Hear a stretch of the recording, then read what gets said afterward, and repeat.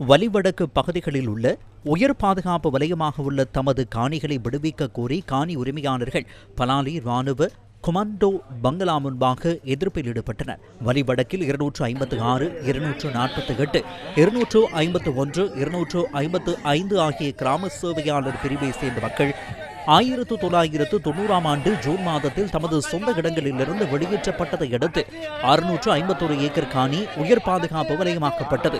யுத்தம் நிறைவடைந்து 17 வருடங்கள் கடந்துள்ள நிலையில் குறித்த பகுதியிலிருந்து இராணுவத்தினர் வெளியேறவில்லை என தெரிவித்து காணி உரிமையாளர்கள் இன்று எதிர்ப்பில் ஈடுபட்டனர். எங்களுடைய ஆவல்கள் இப்படியே ஒவ்வொன்றா கடந்து போகும்.